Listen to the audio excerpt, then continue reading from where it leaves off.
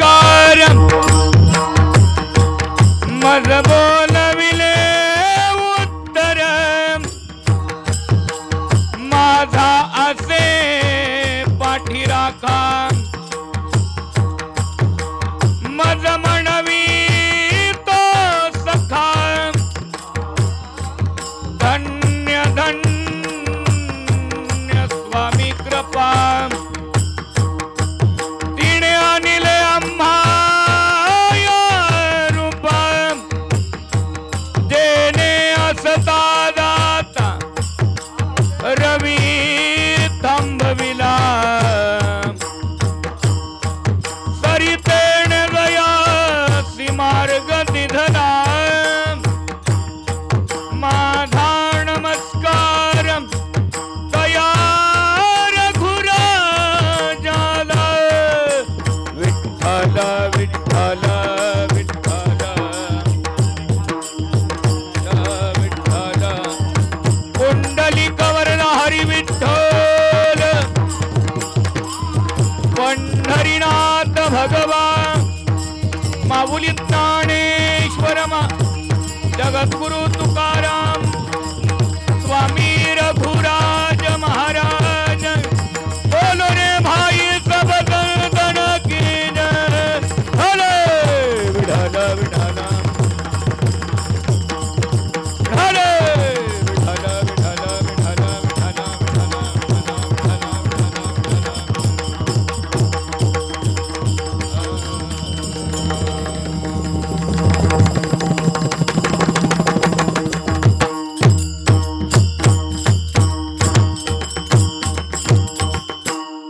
माझ्या वडिलांची मिरासी गादेवा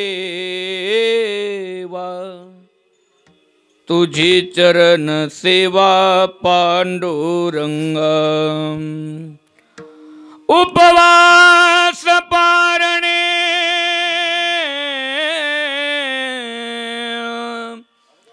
राखिला नारवंता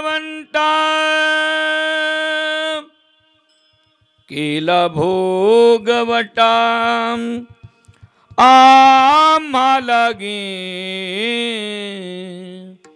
केला भोगवटा आम्हाला गे वंश परंपरा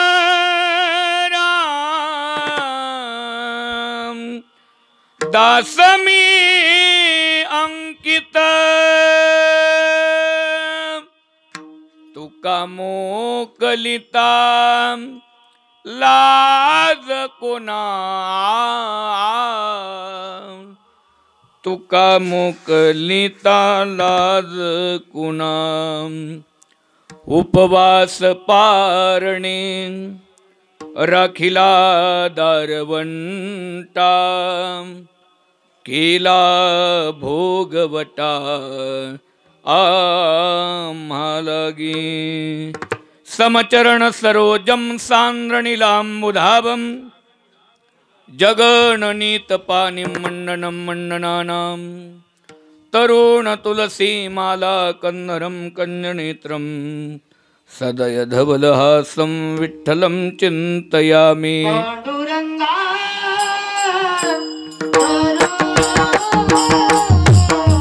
जय हो।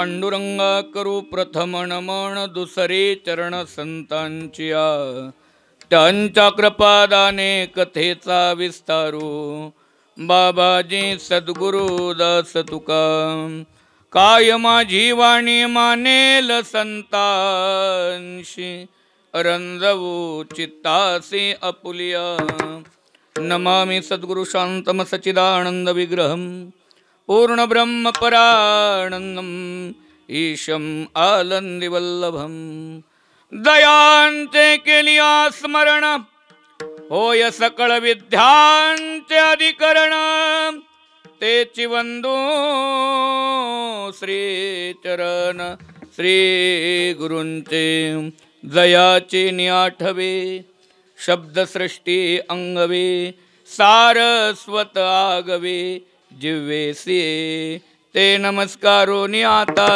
ओम नमो ज्ञानेश्वरा ज्ञानेश्वर ज्ञानेश्वर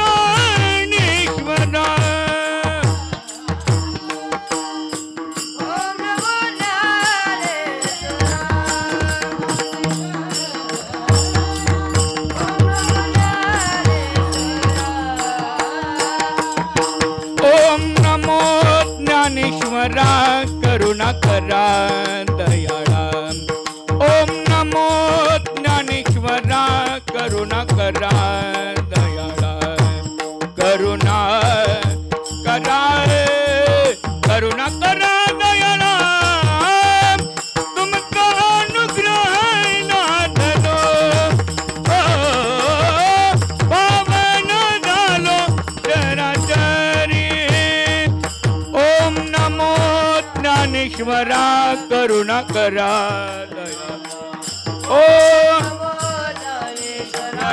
करुणा करा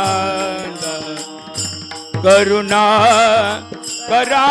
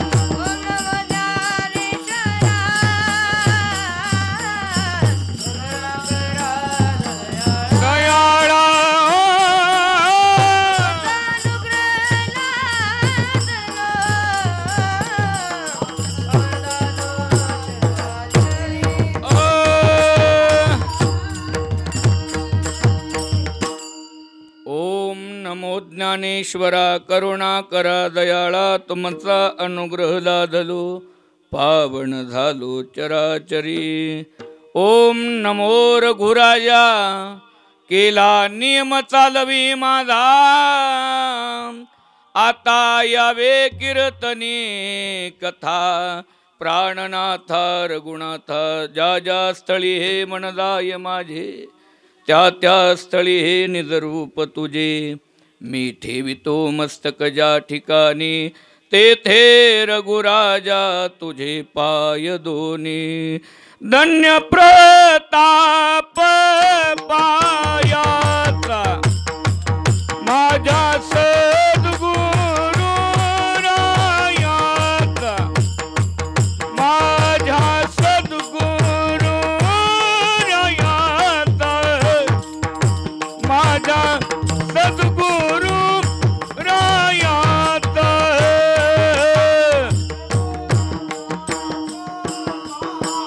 पायाचा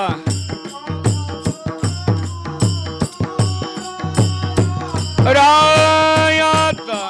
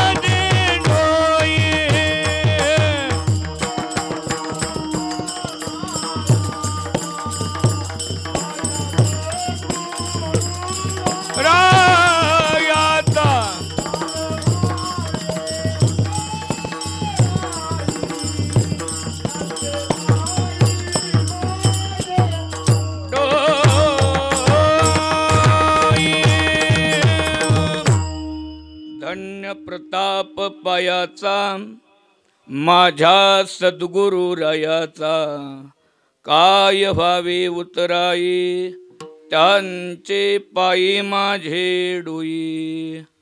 चैतन्य भूषण ऐश्वर्य क्षीर परमार्थ प्राण प्रेमाद्भुत सिंधू तनु ब्रह्म चित्सज्ञ वैराग्य रत्न श्री विठ्ठल हृदय स्थान श्रीमंत साधू श्रीमंत श्री जगद्गुरु तुकोबाराय महाकैवल्य तेज साम्राज्य चक्रवर्ती विवेक सागर साधक मैबाप अखंड समाधिधन ज्ञानी अंचे राजे आणि माझ्या विठोबाचे प्राणसखे अखिल विश्वाच्या कल्याणाची प्रार्थना करणारे महावैष्णव विश्वमाऊली ज्ञानोबाराय धारा शिवाधीश राजाधिराज योगिराज परब्रह्म स्वहं विश्वात्मक बीज मम हृदय स्थान भीमातीर्निवासी स्वामी रघुराज महाराज आदि करुण सकल संतांच्या चरणावर नतमस्तक होतो.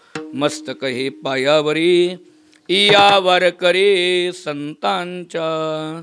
प्रस्तुत प्राप्त प्रसंगी प्राप्त वेळी आणि प्राप्त स्थळी हरी कीर्तनाचं निरूपण करण्याकरिता संत हृदय सम्राट वैराग्याचे मुकुटमणी भक्ती संप्रदायाचे कळस देवमान्य साजांचा अधिकार असणारे देहूचे सुप्रसिद्ध साधू श्रीमंत श्री जगद्गुरु तुकोबर यांचं वचन निवडलेलं आहे आणि आपल्या या वचनाच्या द्वारे आज श्रीमंत श्री जगद्गुरु तुकोबराया अखिल कोटी ब्रह्मांड नायक प्रभू पांडुरंग परमात्मा ज्या देवानं हे विश्व निर्माण केलं, ज्या देवानं या सृष्टीची रचना केली, नोहे नोहे जो भगवान परमात्मा या सृष्टीची माताही आहे आणि पिताही आहे असा जगत पिता परमात्मा. आणखीन मराठी भाषेत बोलायचं झालं तर जगाचा बाप असणारा परमात्मा. अशा जगाच्या बापाच्या समोर आज श्रीमंत श्री जगद्गुरु तुकोबरीनी या अभंगाच्या माध्यमातून जन्म देणाऱ्या बापाची महती विशद केलेली आहे. विठ्ठल विठ्ठल विठ्ठल विठ्ठल. अभंगावर निरूपण करण्यापूर्वी अल्पसा परिहार तो असा की आज या ठिकाणी वैकुंठवासी सुनील दत्तात्रेय निगडे देशमुख या आपल्या असणाऱ्या वडिलांच्या प्रथम वर्ष श्राद्धाच्या निमित्तानं त्यांचे असणारे सुपुत्र श्री असणारे स्वप्नील सुनील निगडे देशमुख आणि त्यांची असणारी कन्या मोनिका अभिषेक कदम आदी सर्व निगडे परिवार देशमुख परिवार त्यांचे सर्व आप्त इष्ट गणगोत्र मित्र आणि ग्रामस्थ या सर्वांनी मिळून त्यांच्या ऋणाकरिता उतराई होण्यासाठी चालवलेलं हे नामचिंतनाचं योग्य यथार्थस प्रयोजन आहे. विठ्ठल विठ्ठल.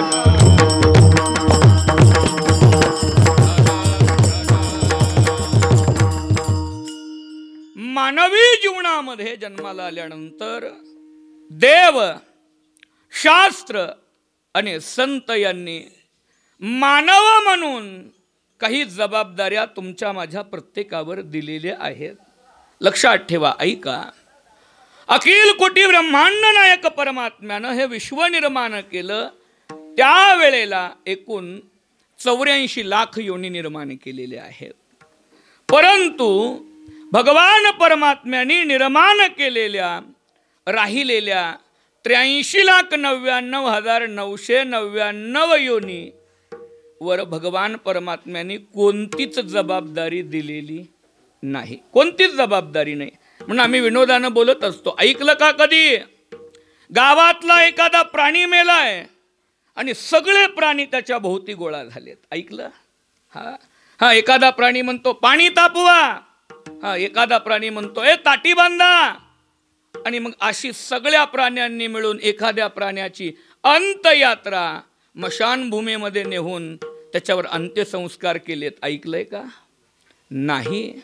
का तर ब्रह्मांड नायक परमात्म्यानं ती जबाबदारी ते ज्ञान प्राण्यांना दिलेलं नाही आहे. म्हणून तुकोबराया म्हणतात वा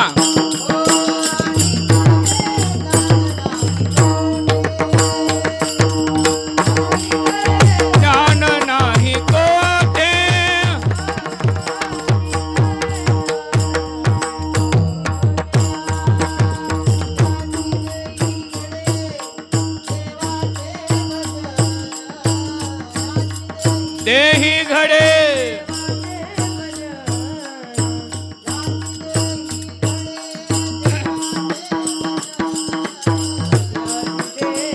देही घडे ज्ञान नाही कोठे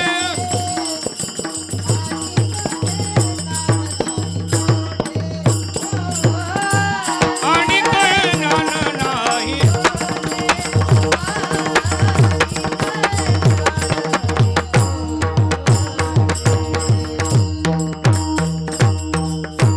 याच देही घडे देवाचे भजन आणि कहे ज्ञान नाही कोठे.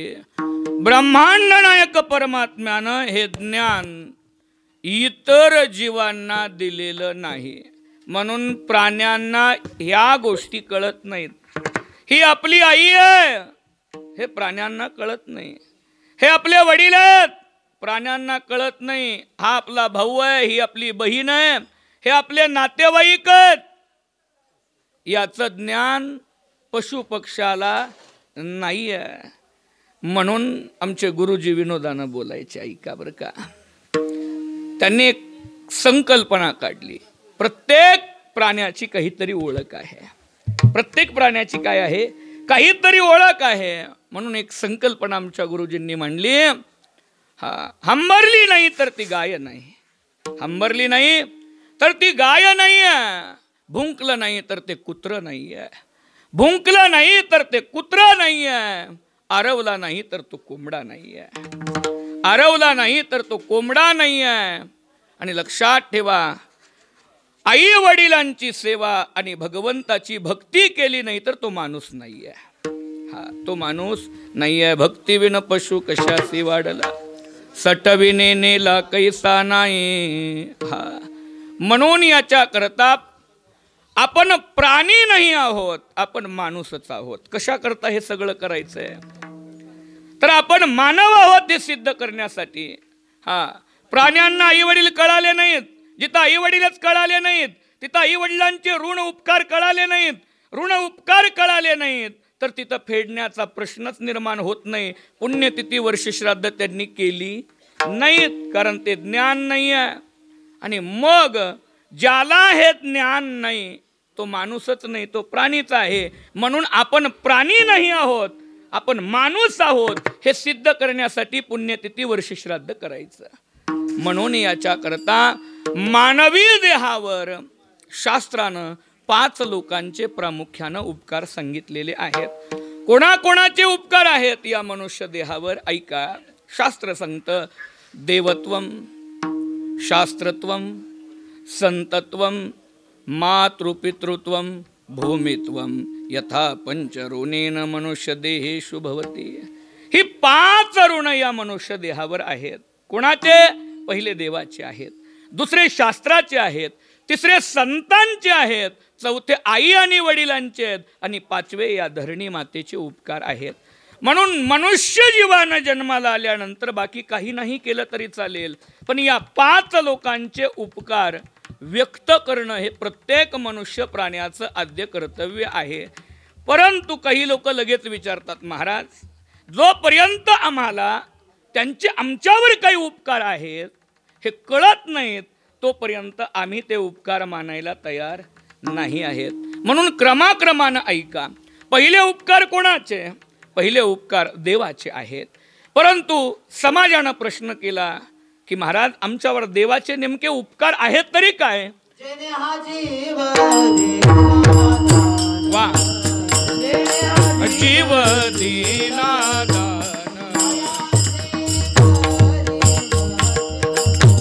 वा तयाचे करीन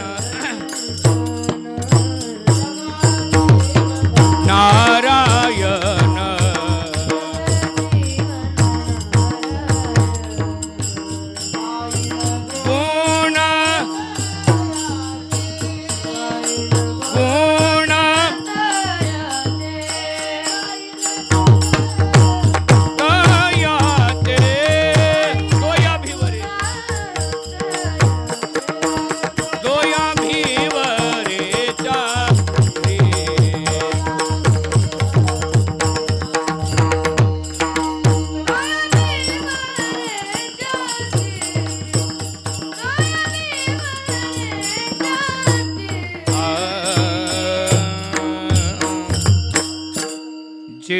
हा जीव दिला दान, तयाचे करीन चिंतन जग जीवन नारायण, गायीन गुण तयाचे. काय देवाचे उपकार आहेत तुमच्या माझ्या प्रत्येकावर. तर अखिल कोटी ब्रह्मांड नायक परमात्म्यानं तुम्हा आम्हाला हा जो जीव आहे तो काय केलेला आहे, दान दिलेला आहे. या बदल्यामध्ये भगवान परमात्म्याने तुमच्या माझ्याकडून कुठलाही ॲडव्हान्स बुकिंग घेतलेली नाही आहे. हा, हे पहिले काय आहेत, देवाचे उपकार आहेत. आता आणखीन एक देवाचे उपकार ऐका. आता काय आहे, बरेच दिवस एक पत्नी आपल्या पतिदेवांना म्हणायची, अहो काय माझ्यासाठी काहीतरी खरेदी करा, सोनं खरेदी करा. आता एकतर सोन्याचे भाव एवढे वाढलेत, बरं असू द्या, तरी सुद्धा पतिदेवांच्याकडे बरेच दिवस पैसे काही आले नाहीत. आणि एके दिवशी अचानक त्यांच्याकडे पैसे आले आणि त्यांनी ठरवलं आपण आपल्या पत्नीला काय करायचं तर सरप्राईज द्यायचं, अचंबित करायचं. म्हणून ते सोनाराच्या दुकानामध्ये गेले आणि सोनारांना सांगितलं, बाबा मला सोनं हवं आहे. आता पत्नी काय मागत होती महाराज, सोनं मागत होती. पतिदेवही गेले सोनाराच्या दुकानात आणि सोनार दादांना सांगितलं, दादा सोनं पाहिजे. म्हणले किती हवंय, म्हणले 5 तोळे सोनं द्या. सोनार दादानं सोन्याचं बिस्किट काढलं, 5 तोळे वजना इतका सोन्याचा तुकडा मोडला, तराजूमध्ये तोलला आणि डबीमध्ये भरला. पैसे घेतले आणि ती डबी यजमानांच्या हातामध्ये दिली. ती डबी घेतली आणि ते गृहस्थ घरी आले धावत पळत. आल्याबरोबर पत्नीला हाक मारायला लागले, अगं ऐकलं का, धावत ये, पळत ये, हातातलं काम सोडून ये. पत्नीनं सुद्धा हातातलं काम सोडलं आणि ती धावत पळत पतिदेवांच्याकडे आली. विचारलं काय, म्हणले डोळे झाक. पत्नीनं डोळे झाकले. हात पुढे कर. पत्नीनं हात पुढे केला. त्यांनी खिशातून ती डब्बी काढली आणि पत्नीच्या हातावर ठेवली. तिनं डबीवरून ओळखलं नक्कीच काहीतरी सोन्याचा दागिना असेल. म्हणून तिनं डबी उघडून बघते तर काय, सोन्याचा तुकडा आहे. ते म्हणले हे काय आहे. अगं तूच म्हणत होती ना सोनं करा, सोनं करा, सोनं करा, म्हणून तुझ्यासाठी तब्बल 5 तोळे सोनं खरेदी केलंय. तिनं कपाळावर मारून घेतलं. अहो म्हटली, ही नाकात अडकवू का, कानात घालून फिरू का, गळ्यात अडकवून फिरू, नेमकं मी काय करू. अगं तूच सोनं खरेदी करा म्हणत होती ना. अहो सोनं खरेदी करा म्हणजे सोन्याचे दागिने खरेदी करा. तसं भगवान परमात्म्यानं बऱ्याच जीवांना दिलाय तो नुसता सोन्याचा तुकडा आहे. आम्ही बाला काय दिला देवानं, सोन्याचा तुकडा दिला. पण तुम्हा आम्हाला सोन्याचा तुकडा नाही दिला तर दागिने दिले. दिले इंद्रिय हात पाय कान, डोळे मुख बोलाया वचन, जेणे तू जोडसी नारायण नाते जीवपन भवरोग.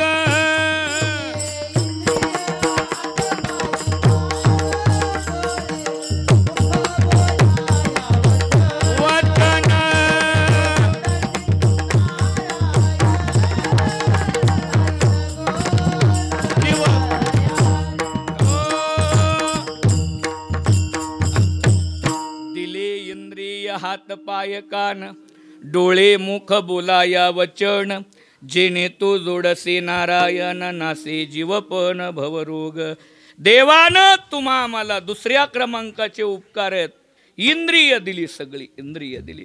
विचार करा, आमचे गुरुजी विनोदानं बोलतात, कोरोना आल्यानंतर लोकांना कळालं देवानं कान कशासाठी दिले ते. बऱ्याच लोकांना वाटायचं महाराज कानाचं काय काम आहे, म्हणजे नुसतं ऐकायचं, मग छिद्र दिलं असतं तरी चाललं असतं. देवाला माहिती होतं पुढं कोरोना येणार आहे आणि कोरोना आल्यानंतर मास्क घालावं लागणार आहे आणि ते मास्क कुठं अडकवायचं म्हणून हे कान दिले देवाने. विचार करा, असे कान दिले नसते तर स्क्रू मारावे लागले असते मास्क अडकवण्यासाठी. हा देवानं म्हणून याच्याकरता ऐका. परंतु अलीकडे काय आहे महाराज, समाजाची एक वृत्ती होऊन बसली आहे. हे काय आहे, कलियुग आहे. कितीही आपण संतांच्या अभंगातून शास्त्राची प्रमाणं देऊन कितीही लोकांना काही गोष्टी सांगितल्या तरी समाजाला त्याची किंमत कळत नाही. आणि सध्या काय आहे, कोणत्याही वस्तूची किंमत समाजाला पैशात मोजायची सवय लागली आहे. पैसे जास्त म्हटलं की वस्तू भारी, एक नंबर वस्तू. हां, आमच्या माता भगिनी साडी जर अंगावर घालून आल्या तर त्यांची चर्चा असते, कसली साडी आहे काय त्यातलं कळत नाही, पण त्या म्हणणार कितीची आहे, तब्बल 5,000ची साडी आहे. म्हणजे किमतीवरून काय ठरवलं जातं, भारी ठरवली जाते. आमचे गुरुजी विनोदानं दृष्टांत द्यायचे. लग्न जमल्यानंतर आमच्या भागामध्ये नवरदेव नवरीचे काय करतात, तर ते कपड्याची शॉपिंगसाठी एकत्र येतात आणि मग ते ठरलेलं असतं. इकडून नवरदेवाच्या आईनं सांगितलेलं असतं, पिंट्या काय पोरीनं जर चांगली साडी काढली की तोही कच्ची कपडे काढू नको, भारी कपडे काढ, हे ठरलेलं असतं. असेच गेले एका मारवड्याच्या दुकानामध्ये. मग नवरदेवानं सांगितलं दाखवा कपडे. चला, आता ते ठरलेलं होतं, आईनं तिकडून फुगवून पाठवलेलं होतं. दाखवा म्हटले कपडे. त्या सेल्समननं कपडे दाखवायला चालू केले. कसा मीटर आहे म्हणले, 500 रुपये मीटर. याच्यापेक्षा भारी दाखवा म्हणले. 1000 रुपये मीटर, 2000, 3000, 4000. शेवटी सेल्समननं एक शेवटचा तागा टाकला आणि सांगितलं 5000 रुपये मीटर कपडा आहे, याच्यापेक्षा भारी कपडा आमच्या दुकानात नाही. नवरदेव म्हणले मला इथं पसंत नाही, चला पुण्याला. ते सगळेच पुण्याला निघाले महाराज, सगळे बाहेर निघायला लागले. पण दुकान होतं मारवड्याचं. आणि लक्षात ठेवा, गिराईक माघारी जाऊ देईल तो मारवडी कुठला? मारवडी गिराईक माघारी जाऊ देत नाही. विचारलं का हो मालक, का निघालात? ते नवरदेवाचे सासरे होणारे जे होते ते म्हणले आमच्या नवरदेवाला तुमच्या दुकानातली कपडे पसंत नाहीत. का पसंत नाही आणि काय पसंत नाही? म्हणले 5000 रुपये मीटरपेक्षा भारी कपडा तुमच्या दुकानात नाही. म्हणले कोण म्हणलं? म्हणले तो तुमचा सेल्समन म्हणाला. हाक मारली त्याला, रामो. तो सेल्समन धावत पळत आला आणि यांनी डोळे मिचकवले त्याला. आता त्याला कळालं, अरे तुला माहीत नाही का, रात्रीच सुरतवरून आपल्या गोडाऊनमध्ये कंटेनर खाली झालंय, जा तिथून कपड्याचा तागा घेऊन ये. आता रामूला माहिती होतं आपलं कुठं गोडाऊन नाही. कोरोनामध्ये 3 वर्ष दुकान बंद होतं. काही तागे धूळ खात माळ्यावर पडलेत. हा गेला, शिडी लावली माळ्याला, माळ्यावरचा तो तागा काढला, व्हॅक्यूम क्लीनरनं त्याच्यावर हवा मारली, सगळी धूळ बाजूला काढली, आणून ठेवलं नवरदेवाच्या पुढं आणि शेठजींच्या पुढं. नवरदेवानं विचारलं हा कसा कपडा आहे?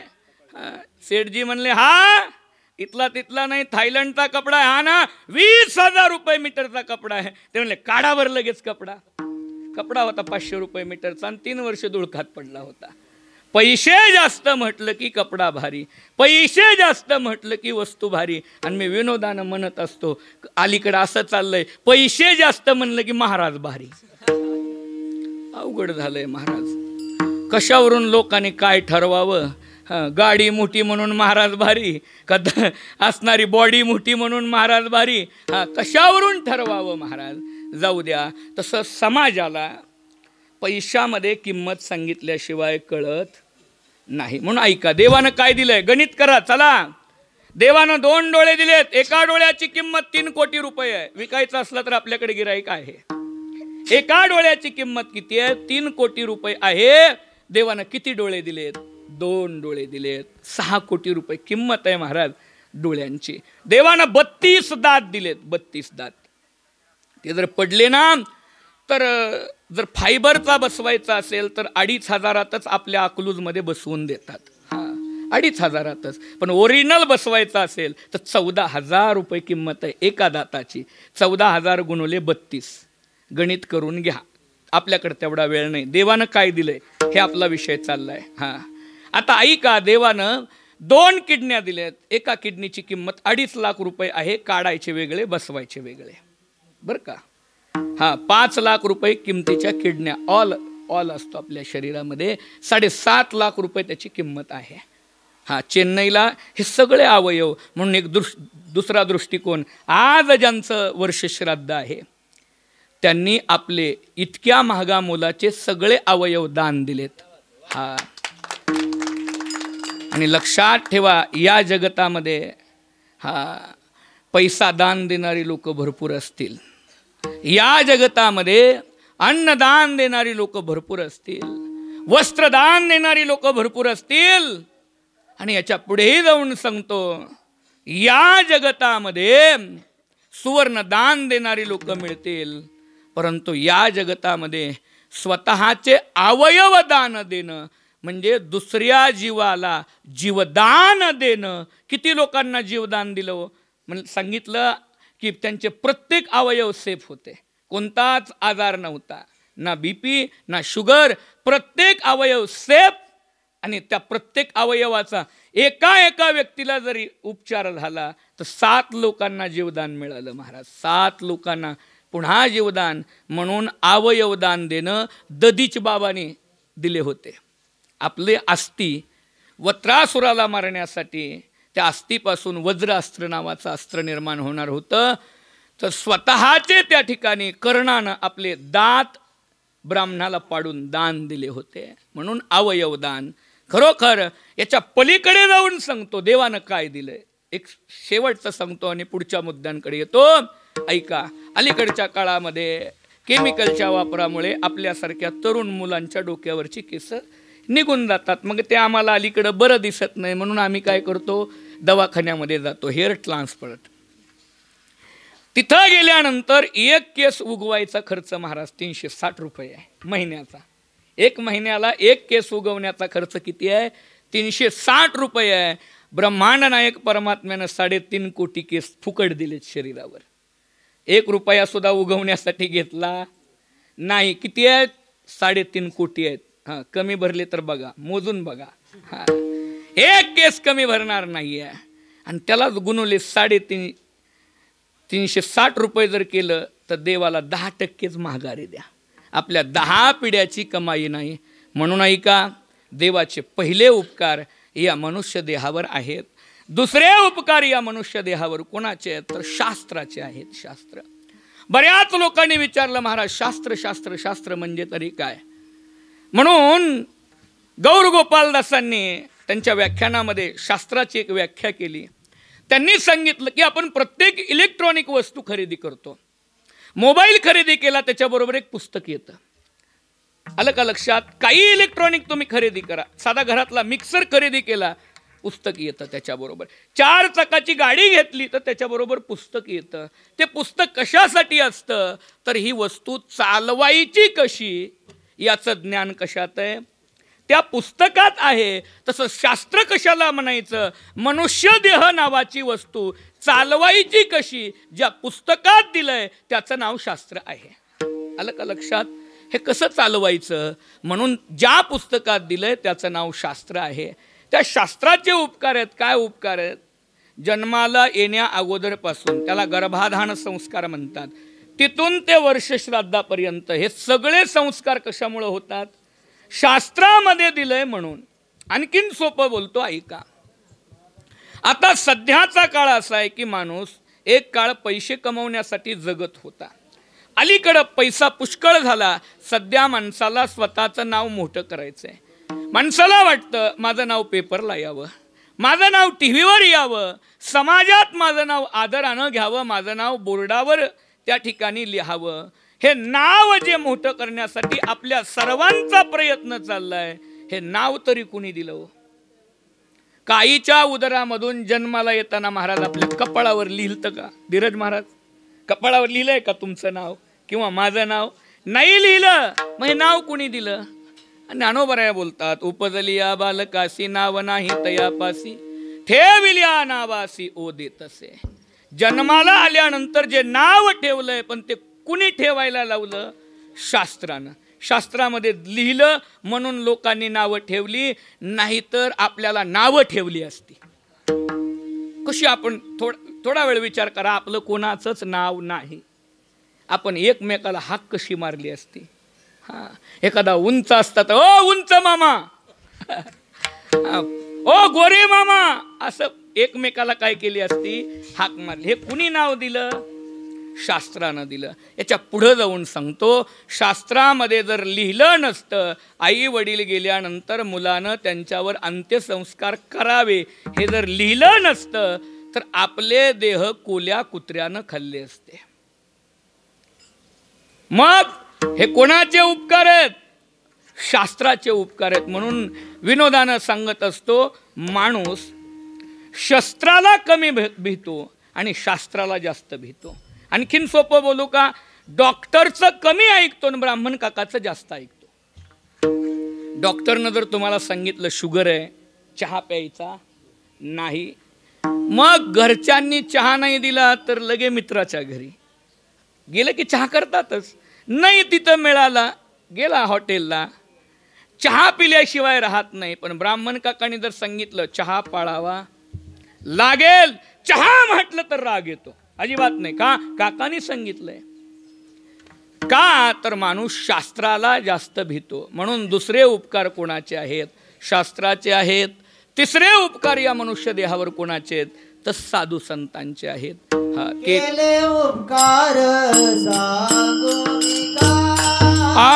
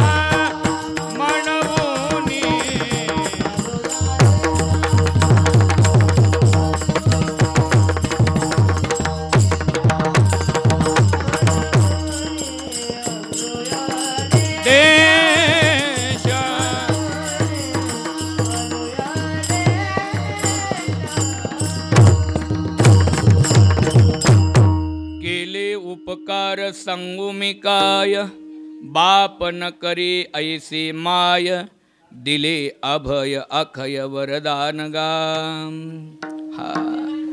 साधू संतांचे आपल्यावर नेमके काय उपकार आहेत? तुमच्या माझ्या प्रत्येक यच्चयावत जीवाच्या कल्याणासाठी साधू संतांनी या जगतामध्ये अवतार धारण केले. जगाच्या कल्याणा संतांच्या विभूती, देह कष्टविते परोपकारे. तुमच्या माझ्या कल्याणासाठी मोक्षाचे आणि मुक्तीचे मार्ग निर्माण केले.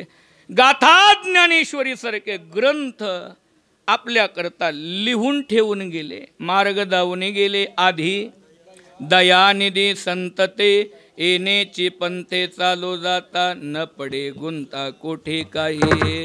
हे संतांचे उपकार आहेत. म्हणून असं सांगत होतं एकदा कीर्तनात, आपल्यावर संतांचे उपकार आहेत. म्हणजे काय उपकार आहेत? गाथा ज्ञानेश्वरी लिहिली, तेवढ्यात एक बिगर माळकरी उठला. म्हणजे महाराज, देवाचे उपकार मान्य आहेत, शास्त्राचे उपकार मान्य आहेत, साधू संतांचे मान्य नाहीत. का? म्हणजे गाथा ज्ञानेश्वरी लिहिली म्हणताय, आणि ती आमच्या काही उपयोगाची नाही, ती तुमच्यासारख्या बुवा लोकांच्या उपयोगाची, महाराज लोकांच्या उपयोगाची. त्यावेळेला मी त्याला म्हणालो, बाबा, या जगतामध्ये माळकरी जरी त्यानं देह अवसान झालं आणि वर्षश्राद्धा दिवशी गेला, तर तिथं अभंग म्हटला जातो, याजसाठी केला होता अट्टास. मग महाराज, बिगर माळकरी गेल्यानंतर पिक्चरचं गाणं म्हणतात का? याजसाठीच म्हणतात ना, अभंग तर बदलत नाही ना.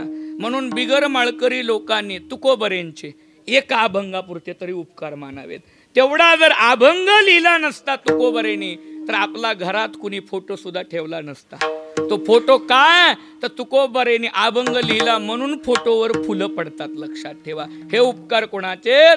साधू संतांचे. आता ऐका, चौथे उपकार या मनुष्य देहावर कोणाचे? तुकोबराया बोलतात, माय बापे दिधले भातुके, म्हणून क्रीडा कौतुके जगादावितू.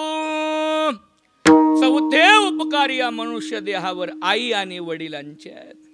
आई वडिलांनी देह दिला, आई वडिलांनी जन्म दिला, आई वडिलांनी हे विश्व दाखवलं.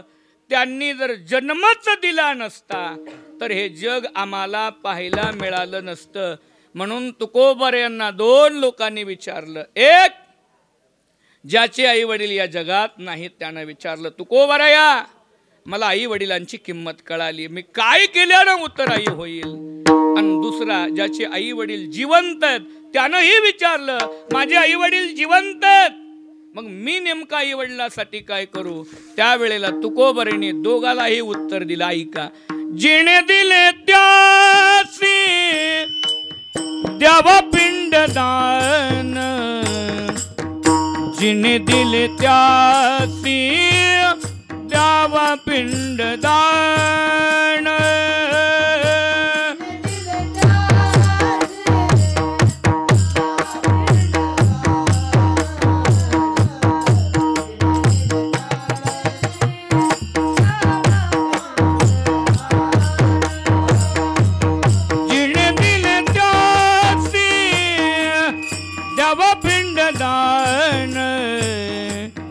जिने दिले त्यासी द्यावा पिंडदान.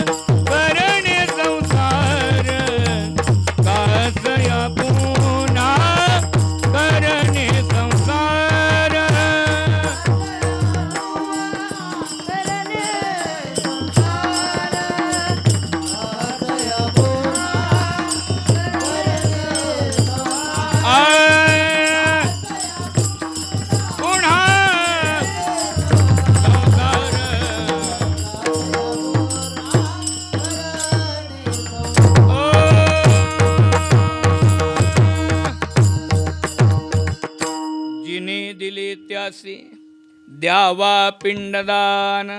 आई वडील जर तुमचे या जगतामध्ये नसतील तर त्यांच्या नावानं पिंडदान द्यावा. पण ऐका बरं का, भाताचा पिंड हे प्रतीक आहे. भाताचा पिंड हे प्रतीक आहे. कारण काय आहे, आपल्याला जी वस्तू दिली तीच माघारी दिली तर उतराई होतो. एखाद्यानं तुम्हाला 1 तोळा सोनं उसनं दिलं, मग माघारी देताना 1 तोळा चांदी दिली तर चालेल का? नाही. आई वडिलांनी आम्हाला देहदान दिला, मग आपलं काम आहे आता पिंडदान देणं. हा, पडो देह माझा नमामी नमामी. हा, देह जावो अथवा राहो पांडुरंगी दृढबाहो. म्हणून हा पिंडदान, जिने दिले त्यासे द्यावा पिंडदान. हा, आणि जर आई वडील जिवंत असतील तर उत्तीर्ण चरण धरुणी व्हावे. त्यावेळेला प्रश्न पडतो, महाराज नेमके काय आई वडिलांचे उपकार आहेत आणि काय केल्यानं उत्तराई होता येईल? आता ऐका, आता मूळ मुद्द्याला आरंभ होतोय, थोडस लक्ष द्या. ऐका, एका साधूनं एका संतानं आपल्या आईला प्रश्न केला होता. त्या साधूचं नाव आहे कर्ममेळा महाराज. संत चोखा महाराज नावाचे संत आहेत. पांडुरंगाच्या दरबारामध्ये नामदेवरायांच्या अगोदर ज्यांची समाधी आहे, ज्यांचं दर्शन घेऊन चोख झाल्यानंतरच पांडुरंगाचं दर्शन घेणं उचित आहे, ते चोखा महाराज आणि त्यांचे पुत्र कर्ममेळा महाराज आपल्या आईला प्रश्न करतात. ए आई, तू मला हे विश्व दाखवलंस ग, विश्वाचा जनिता दाखवलास आई, मला तुझ्या ऋणातून उत्तराई व्हायचंय ग. काय केल्यानं मी उत्तराई होईल आई सांग ना ग. कर्ममेळा स्वतःच बोलायला लागले. अगं आई, किती लाखो रुपयाचे दागिने तुझ्या अंगावर घातल्यानं मी उत्तराई होईल सांग ना ग आई. किती लाखो रुपयाची साडी तुझ्या अंगावर घातल्यानं मी उत्तराई होईल सांग ना ग आई. आई, तुझं मंदिर बांधतो आणि रोज तुझी आरती करतो, मग तरी उत्तराई होईल का नाही. आई मात्र गप्प बसलेली होती. शेवटी कर्ममेळा म्हणतात, ए आई एकदा ऐक ना ग. हे जे माझं चमड आहे ना ग, हे चमड आहे, हे कातड आहे ना ग, हे सोलून काढतो आणि त्याची चप्पल बनवतो आणि ती तुझ्या पायात घालतो, मग तरी मी उत्तराई होईल का नाही गाई. त्यावेळेला आई हसायला लागते. कर्ममेळा म्हणतात, आई का ग हसतेस. त्यावेळेला आई बोलते, अरे वेड्या, ज्या कातड्याची चप्पल बनवून माझ्या पायात घालायची म्हणतोयस ते कातड तरी तुझे का रे. माझेच मज लागी देता काय उपकार तत्वता फेडिले. गंगेचेच पाणी गंगेसीच अर्पिता काय उपकार तत्वता फेडिले. अरे बाळा, गंगेचंच पाणी घेतलं आणि गंगेला अर्पण केलं, काय उपकार तू फेडले. माझंच कातड मला देतो म्हणून लक्षात ठेवा, आईच्या ऋणातून जर या चमड्याची चप्पल बनवली तर उत्तराई होऊ शकत नाही. मग बापाच्या कधी होऊ, वडिलांच्या ऋणातून कधी होऊ. लक्षात ठेवा, आई आणि वडील जीवनामध्ये मिळालेली दोन महत्वाची पात्र आहेत. ती दिसायला जरी सम असली तरी त्या दोघांमध्ये जमीन आसमानचं अंतर आहे. लक्षात ठेवा, या जगाचं दुर्दैव आहे. सगळा समाज आई आणि बापाला एका तराजूत तोलत असेल, पण लक्षात ठेवा, जर या जगतामध्ये आईची उपमा द्यायचीच झाली तर कुणाला देता येईल. आईची उपमा गंगेला दिली जाते, तिला गंगा मैया म्हटलं जातं. लक्षात ठेवा, आईची उपमा गंगेला दिली जाते, पण बापाची उपमा कोणाला द्यावी लागते. बापाची उपमा समुद्राला द्यावी लागते. अशा हजारो गंगा ज्या समुद्रामध्ये सामावून घेण्याचं सामर्थ्य आहे. आईची उपमा द्यायचीच असेल तर या धरणी मातेला दिली जाते, पण बापाची उपमा द्यायची असेल तर ती कोणाला द्यावी लागते, तर आकाशाला द्यावी लागते. अजून या आकाशाचा अंत लागलेला नाही. अजून या आकाशाचा अंत लागलेला नाही, तसा बापाच्या काळजातल्या प्रेमाचाही आणखीन अंत लागलेला नाही. लक्षात ठेवा, फक्त एवढं आहे की आकाश स्थूल रूपानं दिसत नाही, पृथ्वी दिसते, तसा आई स्थूल रूपानं दिसते, पण बाप मात्र काही दिसत नाही. बाप मात्र काही दिसत नाही. आपण घर बांधतो त्यावेळेला घराला रंग देतो महाराज, रंग आतूनही रंग देतो आणि बाहेरूनही रंग देतो. पण लक्षात ठेवा, बाहेरचा रंग लवकर निघून जातो, पण आतला मात्र तसाच असतो, तसाच असतो.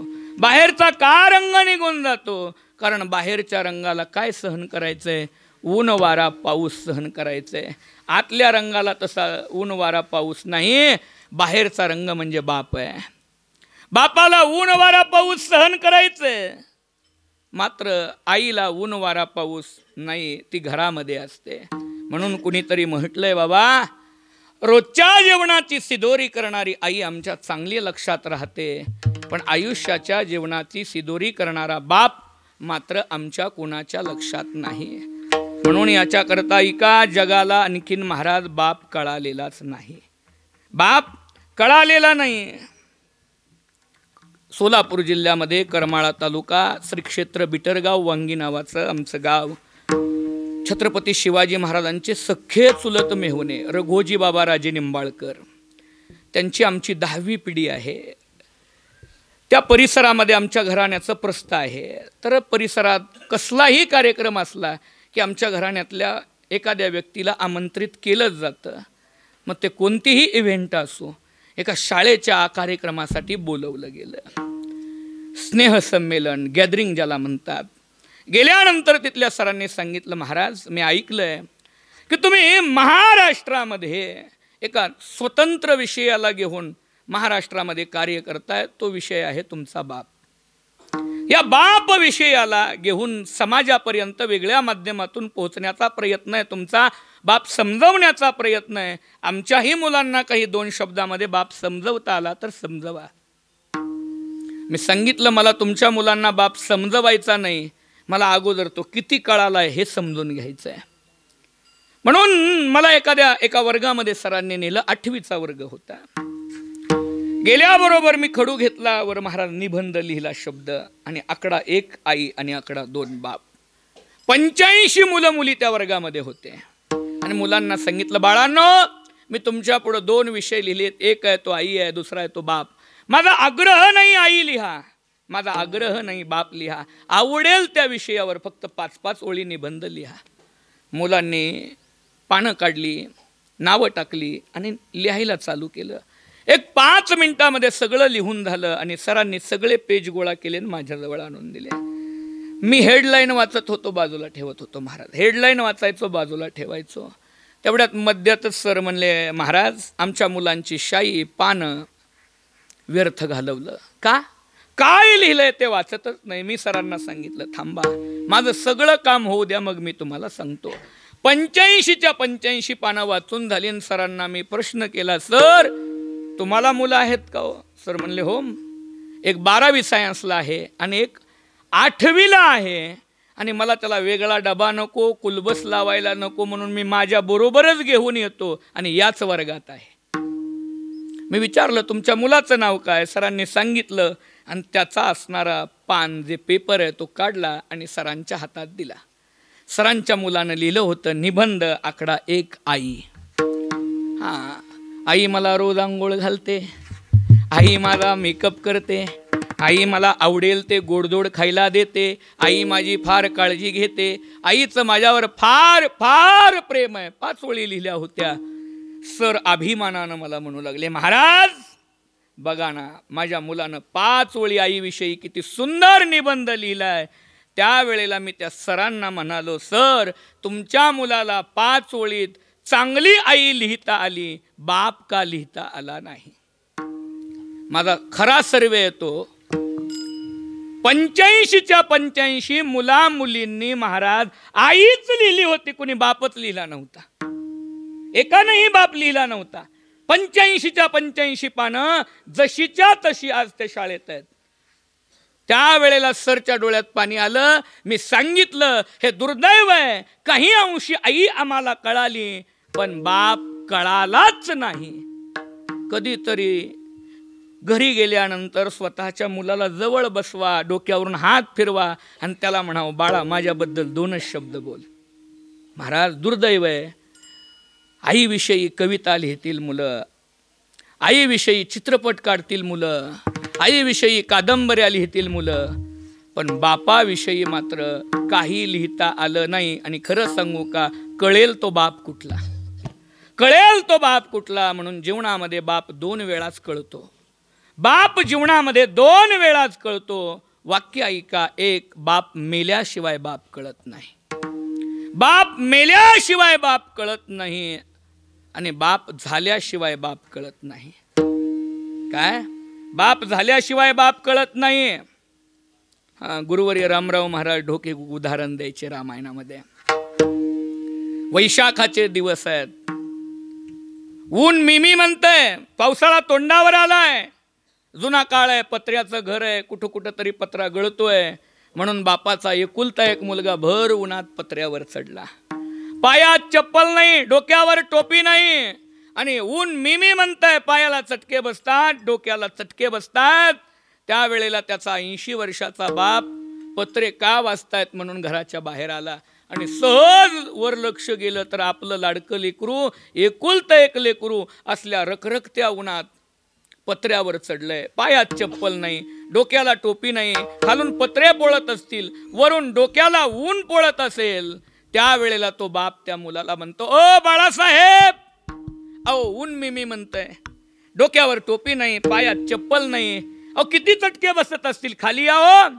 मुलगा म्हणतो, बाबा पावसाळा तोंडावर आलाय, कधी पाऊस येईल सांगता येत नाही, घर केव्हा गळेल सांगता येत नाही, गरम डांबर उन्हामध्ये चांगलं बसतं म्हणून मी वर चढलोय. त्यावेळेला बाप म्हणतो, अहो नंतर गरम करून वर न्या, मी तुम्हाला हातात देतो, पण ह्या उन्हामध्ये खाली या. मुलगा काही ऐकायला तयार नाही. बाप सारखा म्हणतो, ओ बाळासाहेब खाली या. एक 2-3 वेळा बापानं तसं म्हटलं की मुलाला राग आला आणि मुलगा बापाला म्हटला, म्हाताऱ्या बस घरात. बापाच्या काळजाला लागलं. बाप घरात गेला, पण घरात बसेल तो बाप कुठला. बाप इकडं तिकडं फिरायला लागला. काय करावं, कसं करावं, कसं माझ्या बाळाला खाली घ्यावं, कसं उन्हामधून बाजूला करावं.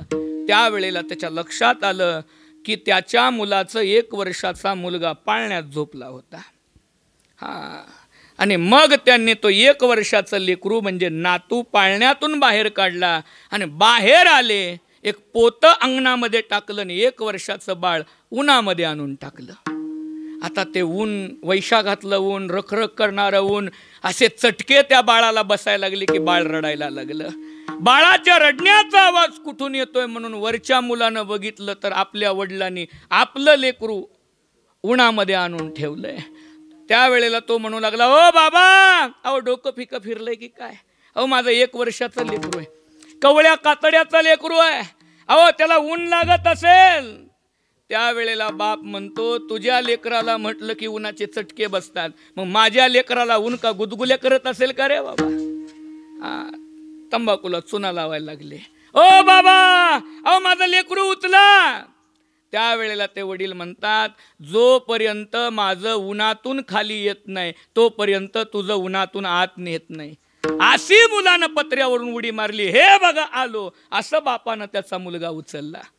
सांगायचा हेतू एवढाच आहे, बाप झाल्याशिवाय बाप कळत नाही. आणि पहिला मुद्दा होता, बाप मेल्याशिवाय बाप कळत नाही.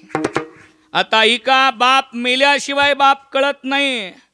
तुम्हा आम्हाला बाप मेल्यानंतर कळाला याच्यात अजिबात नवल नाही. ज्यांचा अभंग मी सेवेसाठी घेतलाय त्या तुकोबऱ्यांना सुद्धा बाप जिवंतपणी कळाला नाही. ऐका, कोण हे तुकोबरया? देहूगावी बोल्लोबा महाराज मोरे नावाचे महान मोरे घराण्यातले, आणि तेही मोरे घराणे कुठलं? वाईचे. मोरे, वाईचेच मोरे घराणं, चंद्रगुप्त मौर्याचे वंशज. या वाईमध्ये हल्ले व्हायला लागले म्हणून तुकोबर यांचे पूर्वज विश्वंभर बाबा हे देहू गावाला जाऊन राहिले. देहू गावाला जाऊन राहिले आणि त्या ठिकाणी हे तुकोबर यांचे वडील बोलोबा महाराज मोरे छत्रपती शिवाजी महाराजांच्या काळात महाजन नावाचं जे पद असतं ते त्यांच्याकडं, महाराज महाजनकी नावाचं पद त्यांच्याकडं. भली मोठी सावकारकी. किती सावकारकी? आमचे कीर्तनकार सांगतात तुकोबर यांची 65 लाखाची जहागिरी होती. पण महाराज याचा अर्थ असा सांगितला जातो की तुकोबर यांच्या वडिलांना त्या काळात रोज 65 लाख व्याज येत होतं, एवढी तुकोबर यांची श्रीमंती होती. फार मोठी दुकानदारी. यांना 3 मुलं. थोरले सावजी नाव होतं, मधल्या क्रमांकाचे तुकोबरे आणि धाकटे कानोबा महाराज.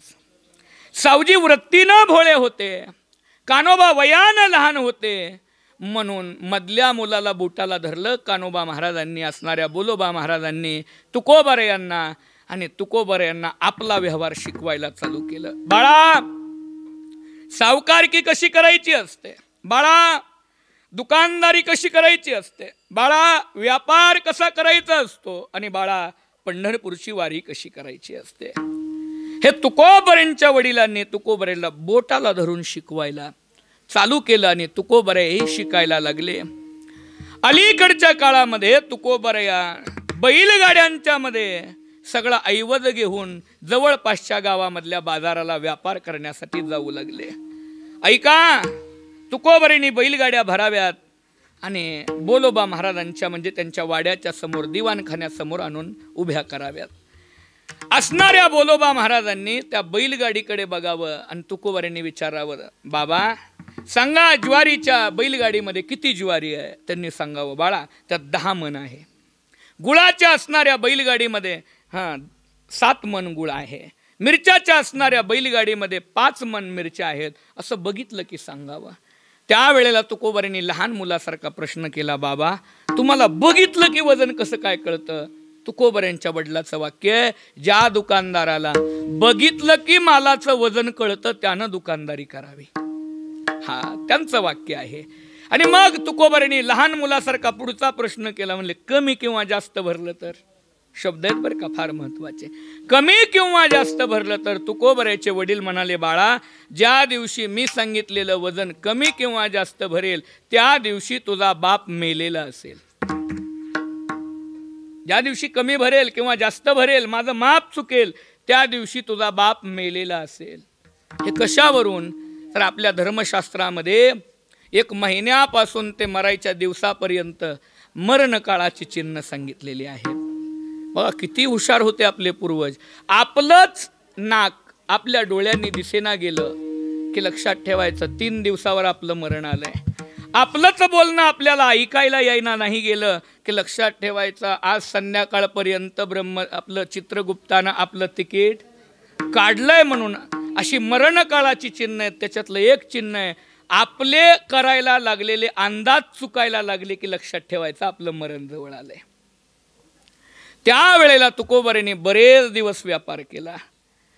चाकणच्या जकात नाका, त्या काळातला जकात नाका यौवन राजवटीतला, तिथं तुकोबारांच्या बैलगाड्या मोजल्या आणि 6 महिन्यानंतर त्या बैलगाड्या मोजल्यानंतर त्या दिवशी प्रत्येक गाडीतलं अर्ध्या मनानं 1.5 मनानं वजन कमी भरलं आणि तुकोबाराच्या समोर तेच वाक्य आलं, बाळा, ज्या दिवशी कमी किंवा जास्त भरेल त्या दिवशी तुझा बाप मेलेला असेल.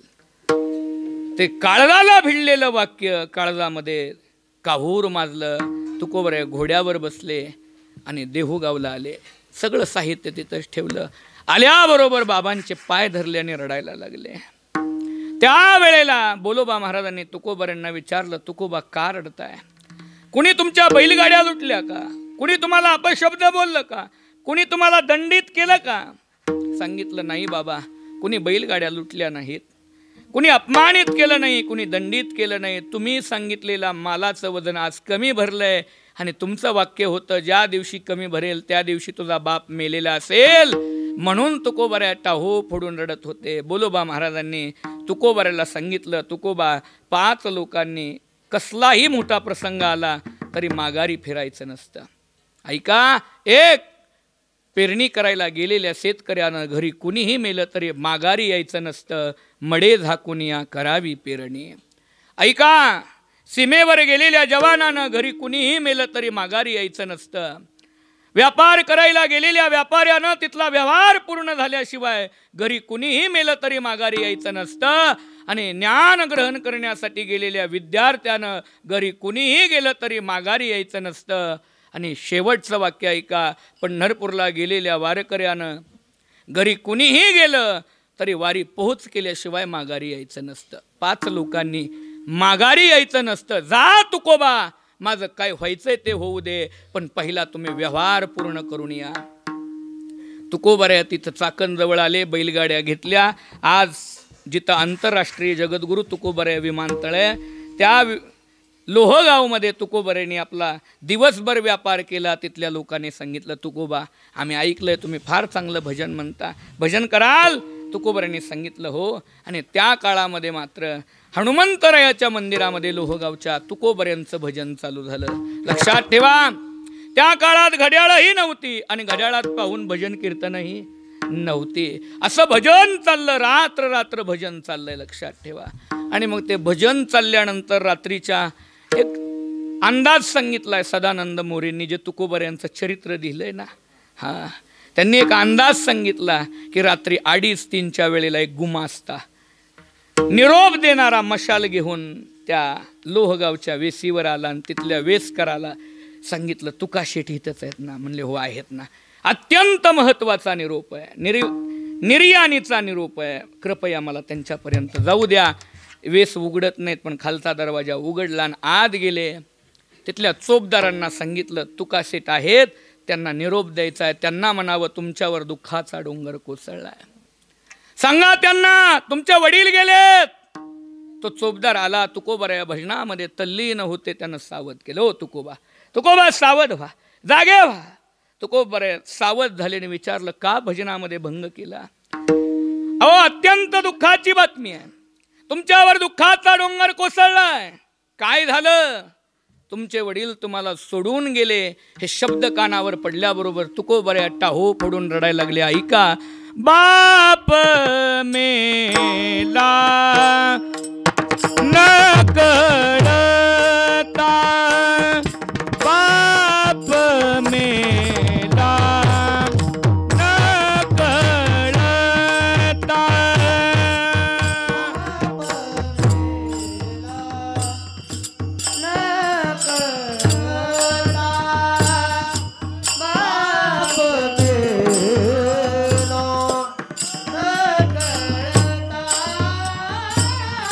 बाप मेला न कळता, बाप मेला न कळता.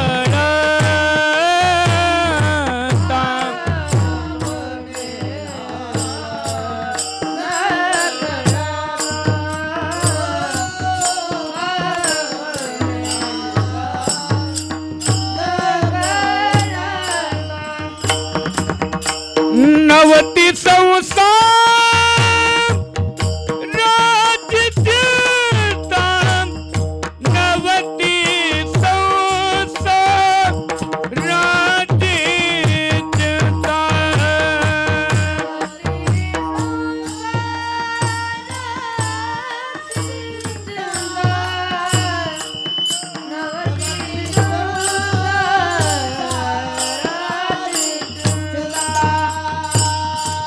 ए पांडुरंगा, ए माया बापा, ए पंढरीनाथा, अरे बाप मेला रे, माझा बाप मेला.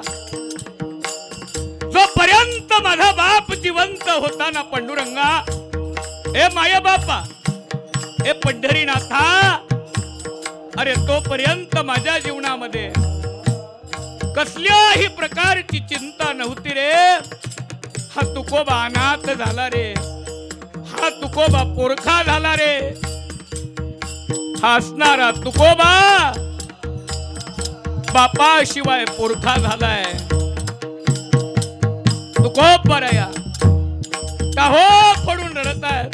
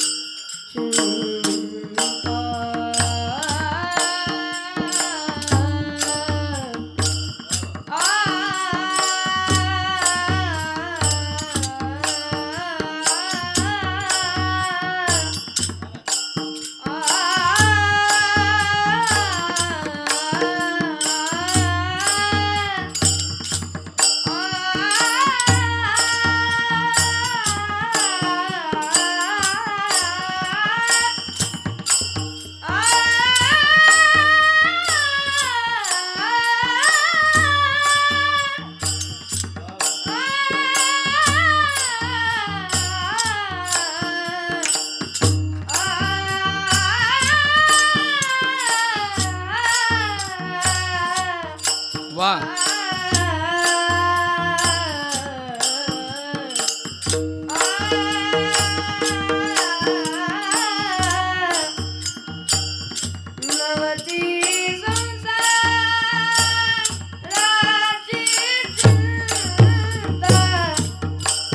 नवती संसार विठो तुझे माझे राजा, विठो तुझे माझे राजा.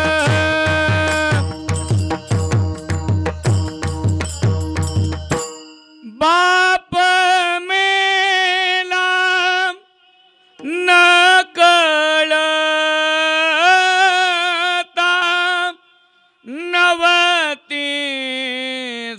संसाराची चिंता. ए पांडुरंगा, ए माय बापा, ए पंढरीनाथा, अरे माझा बाप मेला रे, बाप मेला. आणि मला कळत नव्हतं तेव्हा मेला, आणि मला न कळता मेला. मला कळाला नाही आणि माझा बाप मेला रे. ऐकणारे पांडुरंगा, जोपर्यंत माझ्या जीवनामध्ये माझा बाप होता तोपर्यंत माझ्या जीवनात चिंता नावाचा शब्द नव्हता. ऐका, 3 गोष्टी आहेत. ज्याचा बाप जिवंत आहे त्याच्या घराला कधी कुलूप लावावं लागत नाही. ऐका, ज्याचा बाप जिवंत आहे त्याच्या घराला कधी कुलूप लावावं लागत नाही. कारण बाप सांगत असतो, सगळेजण घरातले लग्नाला जा, सगळेजण वर्ष श्राद्धाला जा, सगळेजण देवाला जा, पण मी घर राखायला खंबीर आहे. ज्याचा बाप जिवंत आहे त्याच्या घराला कधी कुलूप लावावं लागत नाही. आमच्याकडे मी किती वेळा पाहिलंय, बाप मेल्यानंतर 10व्या दिवशी दुसऱ्याच्या घरून कुलूप मागून आणलं. का? सगळे घरातले जाणार आहेत, आता घराला कुलूप लावावं लागेल. घरात कुलूप नाही का? बाप होता तोपर्यंत कुलूप लावायची वेळच आली नाही. पुढचं वाक्य ऐका, ज्याचा बाप जिवंत आहे त्याची जनावर कधी उपवाशी मरत नाहीत. हा, वारकरी बनून, महाराज बनून पंढरीच्या वाऱ्या करा, नाही तर कार्यकर्ता बनून नेत्याच्या मागं फिरा. तुमच्या घरापासून 2 किलोमीटर दूर अंतरावर असणाऱ्या तुमच्या गोठ्यामध्ये तुमचा बाप चालत जाईल. एखाद्या गायीनं डुसणी दिली तर पुन्हा उठून उभा राहील, बैलानं लात दिली तर पुन्हा उठून उभा राहील, पण तुमचं जनावर मात्र उपवाशी मरू देणार नाही. महाराज, मी कित्येक गोटे पाहिले, बाप मेल्यावर मुलाने एक जनावर ठेवलं नाही, एक गाई म्हशी ठेवली नाही. का? जनावर सांभाळायची कुणाचंही सामर्थ्य नाही, त्याच्यासाठी बापच लागतो. हा, आणि 3रं वाक्य ऐका, ज्याचा बाप जिवंत आहे तो मुलगा सकाळी कधीही लवकर उठत नाही. हा, का? आई म्हणते, बाळा, अरे सूर्य डोक्यावर आलाय, उठ रे. त्यावेळेला बाप म्हणतो, झोपू दे माझ्या लेकराला, अजून त्याचा बाप जिवंत आहे. म्हणून लक्षात ठेवा, बाप जिवंत आहे तोपर्यंत काय झोपून घ्यायचंय झोपून घ्या. बाप जिवंत आहे तोपर्यंत काय झोपून घ्यायचंय झोपून घ्या. बाप मेल्यावर आपल्याला शेवटची झोप सरणावर आहे, मध्ये कुणीही झोपू देणार नाही. हा, संसार दुःख मुळ चहूकडे इंगळ, विश्रांती नाही कोठे रात्रंदिवस तळमळ. म्हणून याच्याकरता मुलाच्या जीवनामध्ये जर बाप जिवंत असेल तर मुलाच्या जीवनात चिंता येत नाही. आता काय आहे, कार्यक्रम उशिरा चालू झाला आहे, आणखीन तिकडंही प्रयोजन चालू आहे, एक थोडा वेळ घेतो, काही नाही तसंच. कारण लग्न कधीही 12 वाजता लागत नाही, कारण तसा मुहूर्तच नसतो, कुठलाही मुहूर्त 12च्या पुढून असतो. म्हणून एक थोडासा वेळ घेतो. सगळं होत आहे तोपर्यंत एकदा चांगला बाप ऐका, कारण जगाच्या पाठीवर पुन्हा तुम्हाला असा बाप ऐकण्यासाठी, कारण मी फक्त साधू संताचाच बाप सांगतोय, म्हणून ऐका. बापाची काय किंमत आहे. गेल्या वर्षी आमच्याकडे पाऊस झाला नाही, दुष्काळ पडला. शेती करणारा वर्ग भरपूर आहे म्हणून वाड्या वस्तीवर लोक राहतात. 3-3 किलोमीटर एका घरापासून घरं नाहीत अशा वाड्या वस्तीवर राहणारी लोक. तिकडं आमच्याकडं दरोडे पडायला लागले, चोऱ्यांचा सुळसुळाट व्हायला लागला. फार गंभीर परिस्थिती. पाऊस नाही पडला की आमच्याकडं चोऱ्या चालू होतात लगेच. फार दुर्दैव राहतं. आणि मग एक वडील, त्यांना एक सवय होती की प्रत्येक महिन्याला आपल्या मुलीला भेटायला जायची. एकुलते एक मुलगी. आणि लक्षात ठेवा, बापाचं मुलापेक्षा मुलीवर काकणभर प्रेम आगावच असतं. एका बापाला एकुलता एक मुलगा मेल्यानंतर जेवढं दुःख होत नाही त्याच्यापेक्षा जास्त दुःख त्याची एकुलती एक लेक नांदायला निघाल्यानंतर होतं. लक्षात ठेवा, बापाला लेकीकडे जायची फार सवय होती. प्रत्येक महिन्याला बाप आवर्जून लेकीशिवाय राहू शकत नव्हता. आणि चोरांचा सुळसुळाट व्हायला लागला, दरोडे पडायला लागले. आणि गेले 2 महिने झालं मी जर लेकीकडे गेलो आणि चोरांनी माझ्या घरावर दरोडा टाकला, पैशाचं काही नाही, सोन्याचं काही नाही, पण माझं एकुलतं एक लेकरू जर त्याचं काही कमी जास्त झालं तर मला ते सहन होणार नाही. म्हणून बाप 2 महिने लेकीकडे गेला नाही. पण रोज जेवताना उचकी लागली की म्हणायचा, नात आठवण काढत असेल, नातू आठवण काढत असेल, लेक वाट बघत असेल, गेले 2 महिने झालं बाबा का आले नाहीत. त्यावेळेला मुलगा म्हणतो, मग बाबा जा ना. अरे पण कुठं जाऊ, कोणाच्या जीवावर जाऊ, तू एकुलता एक आहे, दरोडे पडतात, चोर येतात, घरं फोडतात, काही कमी जास्त झालं तर. शेवटी बापाला राहावलं नाही. आणि त्यावेळेला बापानं ठरवलं, म्हटले बाळा मी आता दिदीकडे जाऊनच येतो. पण जाताना बापानं तयारी केली. तसली लांबकी कुराड असते, ती कुराड घासली महाराज आणि दरवाजाच्या पाठीमागं ठेवली. ते देवकासाठी आमच्याकडे तलवार वापरतात धाराचं, म्हणून ती तलवार आणलेली होती, तिलाही धार लावली आणि माळ्यावर ठेवली. आणि आडराणामध्ये वस्ती आहे, जवळपास 3 किलोमीटर, कसलंही घर नाही, म्हणून बापानं कधी 2000 सालाच्या अगोदरही लायसन काढलेलं होतं रिव्हॉल्वरचं. त्या रिव्हॉल्वरमध्ये 6 गोळ्या भरल्या. ते रिव्हॉल्वर कपाटात ठेवलं आणि आता बाळाला सांगितलं, बाळा आता मला दिदीकडे गेल्याशिवाय राहवणार नाही, मी दिदीकडे जातोच, पण काळजी करू नको बाळा, भिवू नको. कुराड लावून ठेवली, कोण आलं तर 1 घाव 2 तुकडे कर, कोण आलं तर तलवार लावून ठेवली आहे, कर वार, मी आल्यावर बघतो कोण चोर आला तर, आणि नाहीच तुला जमलं तर कपाटात बंदूक आहे, हवेमध्ये नाही तर कुणाच्याही दिशेनं त्या गोळ्या झाड, काही झालं तर मी बघतो, पण मला आता मुलीकडे गेल्याशिवाय राहवणार नाही. त्यावेळेला मुलगा म्हणतो, बाबा तुम्ही नक्की ताईडीकडे जा, बाबा तुम्ही नक्की दिदीकडे जा, पण जाताना एक काम करा, जाताना तेवढं बिगर चप्पलचं जा. मुलगा काय म्हणतो, बिगर चप्पलचं जा. त्यावेळेला बाप म्हणतो, अरे वेड आहे का रे, इवयाच्या गावाला, जावयाच्या गावाला बिगर चप्पलचं जर गेलं तर लोक म्हणतील आला बघा दळभद्रा, म्हणून याच्या करता मी चप्पल घालूनच जावं. त्यावेळेस मुलगा म्हणतो, तसं नको, तुमची जी पहिली चप्पल आहे, जुनी चप्पल आहे, ती घरी ठेवा आणि जाताना कुरडूवाडीमध्ये नवी चप्पल घ्या, नवी चप्पल घ्या. बाप शेवटी जुनी लोक आहेत, त्यांना डबल पैसे खर्च करायला आवडत नाही. अरे एक चांगली चप्पल असताना दुसरी नवी का घ्यावी. त्यावेळेला मुलगा जे बोलला ते महत्त्वाचं आहे, ऐका. त्यावेळेला मुलगा बोलला, बाबा तुम्ही लावून ठेवलेली जी कुराड आहे ती केव्हा उपयोगाला येईल, चोर माझ्या दारामध्ये आल्यानंतर. बाबा तुम्ही लावून ठेवलेली जी तलवार आहे ती केव्हा उपयोगाला येईल, चोर माझ्या अंगणामध्ये आल्यानंतर. बाबा गोळ्या भरून ठेवलेली रिव्हॉल्वर कधी उपयोगाला येईल, चोर माझ्या घराच्या समोर आल्यानंतर येईल. पण तुमची चप्पल जर माझ्या दारात असेल तर माझ्या घराकडे कोणाची वाकड्या नजरेनंही पाहण्याची हिंमत होणार नाही. वाकड्या नजरेनं सुद्धा थोडा वेळ विचार करा. खरंच आहे बाबा, बापाची चप्पल जर एवढं काम करते तर अख्खा बाप किती काम करत असेल. हा, चप्पलमध्ये सामर्थ्य. खरंच महाराज, तुम्ही नुसती बापाची चप्पल तुमच्या दारात दिसू द्या, घराकडे कोणाची वाकड्या नजरेनं पाहण्याची हिम्मत होणार नाही. म्हणून मुलाच्या जीवनामध्ये बाप जिवंत असेपर्यंत नवती संसाराची चिंता, नवती संसाराची चिंता. वडिलांवर तुकोबाराने अंत्यसंस्कार केले आणि आईनं हाक मारली, तुकोबा पंढरपूरची वारी आली आहे, तुम्हाला वारीला जावं लागेल. ते म्हणले, आई ज्यानं पाणी पाजलंय, ज्यानं फडकं धरलंय, त्यानं दशक्रिया होईपर्यंत सीव ओलांडायची नसते, आणि तू पंढरपूरला लावते. त्यावेळेला तुकोबरेची आई म्हणली, जर तुम्ही पंढरपूरला गेले नाही तर तुमच्या बापाचा 10व्या दिवशी कावळा घास शिवणार नाही. तुकोबरेने अस्थी आपल्या काखेत बांधल्या, हातामध्ये पताक घेतली आणि 12 वर्षाचे तुकोबरे दर मुक्काम करत पंढरपूरला गेले. पंढरपुरामध्ये 10वा केला तुकोबरेने आणि शेवटी काकस्पर्शाची वेळ आली. कावळा काही घास शिवायला तयार नाही. तुकोबरे गेले, सांगितलं, बाबा काळजी करू नका, सावजीला चांगलं सांभाळेल. बाबा काळजी करू नका, कान्होबाला चांगलं सांभाळेल, आईला चांगलं सांभाळेल.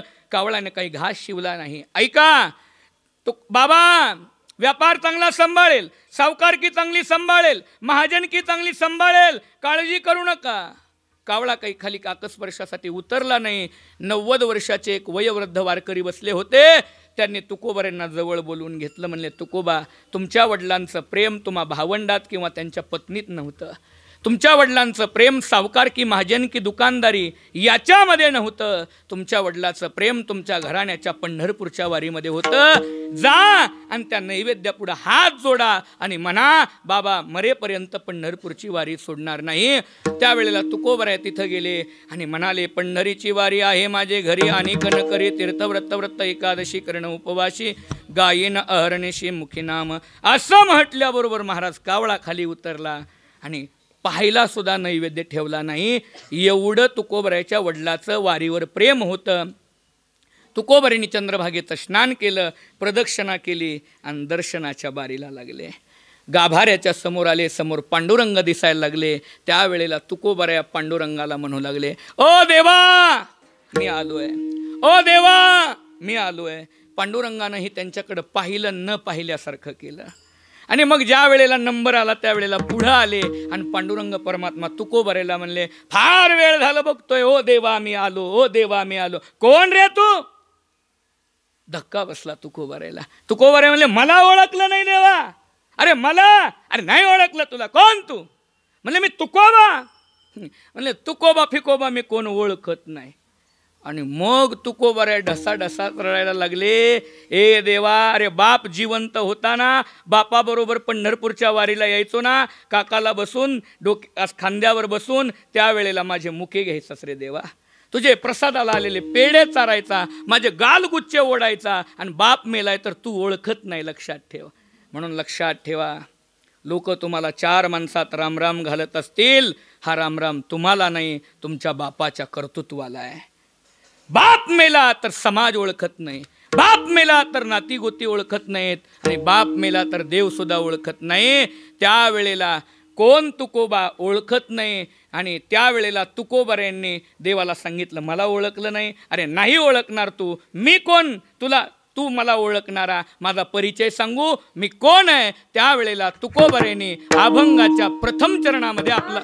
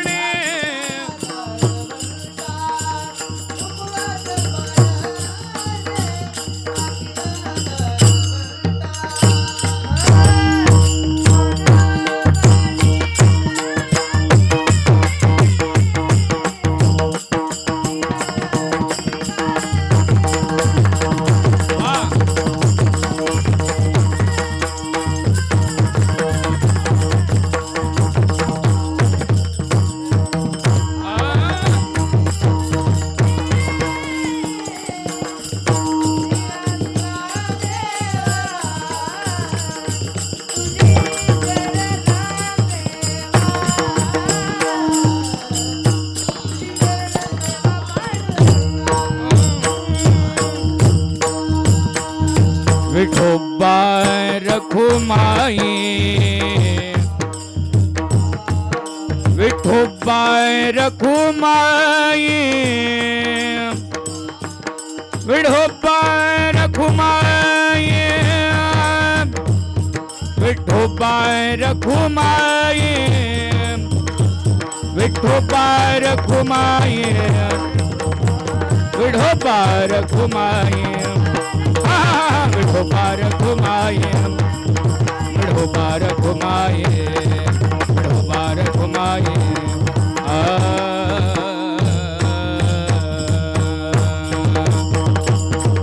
माझ्या वडिलांची मिरासी गा देवा, तुझी चरण सेवा पांडुरंगा। अरे तुझ्या चरणाची सेवा करणं, ज्या बापाची संपत्ती आहे, ज्या बापाची इस्टेट आहे, त्या बापाचा मी मुलगा आहे। माझ्या वडिलांची मिरासी गा देवा।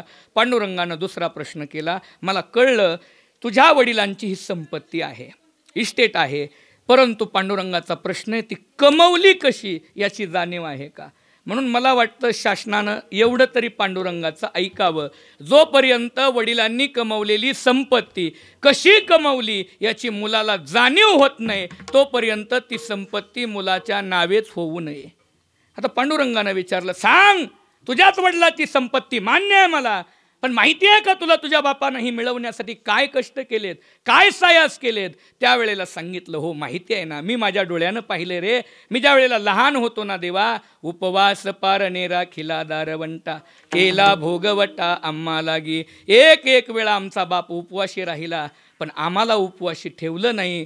ही आमच्या बापाची संपत्ती आहे, ही बापानं तशी कमवली। त्यावेळेला पांडुरंग परमात्मा म्हणतात, जरी तुम्हाला जाणीव असली तरी मी तुम्हाला ही जागा देऊ शकत नाही।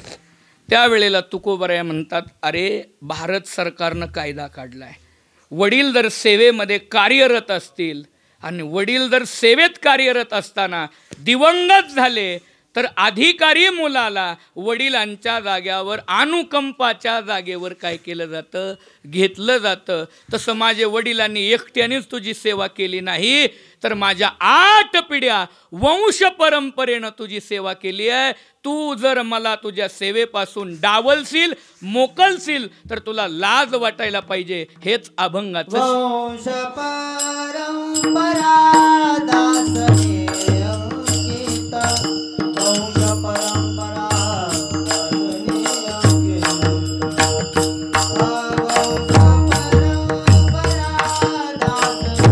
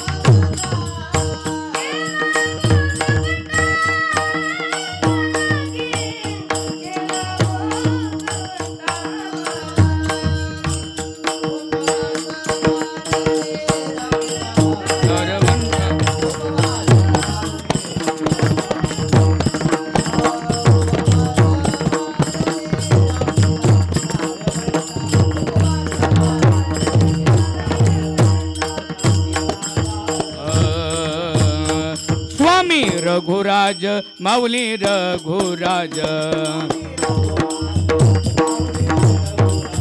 ओम राजाधिराज योगिराज परब्रह्म स्वहं विश्वात्मक बीज मम हृदयस्थान भीमातीर्निवासी स्वामी रघुराज महाराज की जिने असता जाता रवितंब विलास सरितेने दयासी मार्ग दिला माझा नमस्कार तया रघुराजाला झालेली सेवा आज या ठिकाणी ज्यांचं प्रथम वर्ष श्राद्ध आहे असे वैकुंठवासी सुनील दत्तात्रेय निगडे देशमुख यांना भगवान परमात्मा त्यांच्या आत्म्याला चिरशांती देवोत हीच आपणा सर्वांच्या वतीनं या ठिकाणी अखिल कोटी ब्रह्मांड नायक प्रभू पांडुरंग परमात्मा ज्ञानोबा तुकोबरे आदी साधू संतांच्याकडं या ठिकाणी प्रार्थना करतो, भावपूर्ण श्रद्धांजली व्यक्त करतो. ज्या संतांचं मी भजन घेतलं ते रघोजी बाबा. ऐका, छत्रपती शिवाजी महाराजांचे सख्खे सासरे मधोजी बाबा राजे निंबाळकर, सख्खे चुलत सासरे यमाजी राजे निंबाळकर. हे यमाजी राजांना धाराशिवची जहागिरी मिळाली. या यमाजीचे पुत्र कृष्णरावाचे रघोजी बाबा. युद्धावर गेल्यानंतर पांडुरंगाने येऊन युद्ध केलं म्हणून नोकरीचा राजीनामा दिला. 12 वर्ष भारत भ्रमण केलं. श्रीरंगपट्टणम कर्नाटक राज्यामध्ये कावेरी नदीच्या तीरावर साक्षात श्री गुरु दत्तात्रेयानं अनुग्रह केला आणि धाराशिवचा राजा भीमा तीराला श्री क्षेत्र बिटरगाव वांगी सैराट चित्रपटाचं शूटिंग ज्या गावात झालं ते बिटरगाव, तिथं संजीवन समाधी घेतली. आयुष्याच्या शेवटी मुलगी झाली होती पण मुलीचं लग्न झाल्याशिवाय समाधी घ्यायला परवानगी नाही. त्या मुलीचा मुलगा केला आणि त्याची 10वी पिढी तुमच्यासमोर उभी आहे. आणि या ठिकाणी येण्याचा जो योग आहे, आज हा सगळा कार्यक्रम या ठिकाणी भव्य दिव्य स्वरूपामध्ये संपन्न झाला. या घराण्याशी ज्यांचं नातं आहे आणि माझंही त्यांच्याशी नातं आहे असे असणारे महाराष्ट्रातील ख्यातनाम मृदंग सम्राट अरुण गुरुजी शिंदे, खरोखर गुरुजी पदाला असणारं पदत्व प्राप्त करणारे, ज्यांच्याकडं हजारो विद्यार्थी या ठिकाणी शिकत आहेत, त्यांचं या घराण्याशी नातं आहे.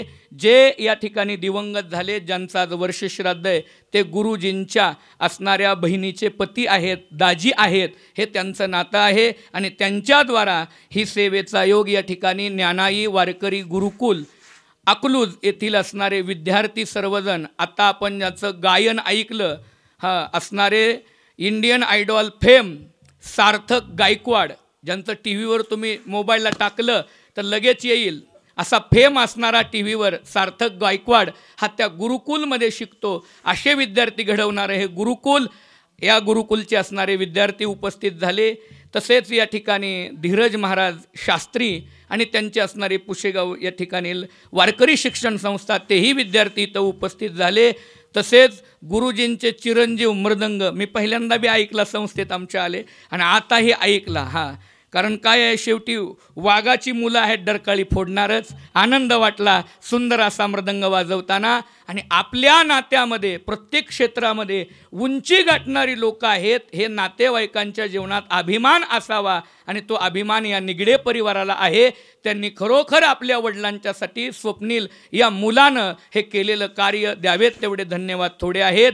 पुन्हा पुन्हा सर्वांना धन्यवाद देतो. वेळ झाला आहे त्याबद्दल क्षमा मागतो. अभंग म्हटला जाईल पण फुलं इथं येऊनच व्हायची आहेत, कुणीही खाली टाकायची नाही आहेत. हरी ज्ञानेश्वर माऊली ज्ञानराज माऊली तुकाराम.